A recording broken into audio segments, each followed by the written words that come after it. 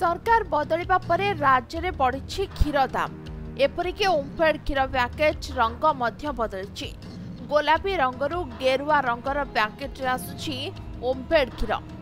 आगरू litre पिछा 52 टंकार बिक्री होउतला, हेले एबे सेतिकी क्षीर लोके 56 टंकार पाइबे। क्षीरर दाम वृद्धि हेबा परे लोकंक मध्यरे असंतोष प्रकाश पाइछि। शुणु, नूतन भावे मोहन माझी सरकार दायित्व ग्रहण कले 3 मास है। कौन लोकंर उन्नति हम, ओडिशार कौन मानदंड आगक जीव, ओडिशार अस्मितार कौन विकास हम, ओडिशा लोकंर विकास कार्याधारा कौन रही जी मन ध्यान न दौरान रंग परिवर्तन चिंताधारा मन को भारी।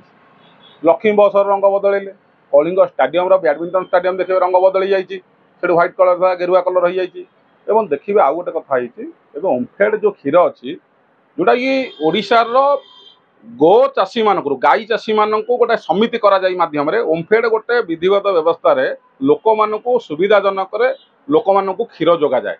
तार 3टी कलर आसला, गोटे हूँ पिंक कलर, गोटे ब्लू कलर, आ गए नूतन भाव में मोहन माझी सरकार कर गेरुआ कलर कर जोटा नारंगी कलर कमला कलर। तेणु कमला कलर कर लोक मान पुणी जन चेष्टा करना मुंडे एत जोरे बसी आम गेरुआ कलर करवा लोक मान भितर पूरे आम हूँ बीजेपी सरकार, बीजेपी पद्म फूल चिन्ह चिंताधारा भितर से गेरुआ कलर कले। क्षीर पैकेट दाम बढ़िथिले मध्य चाषी मानक ठारू जो क्षीर संग्रह होछि सेतरे किछि परिवर्तन होइनी।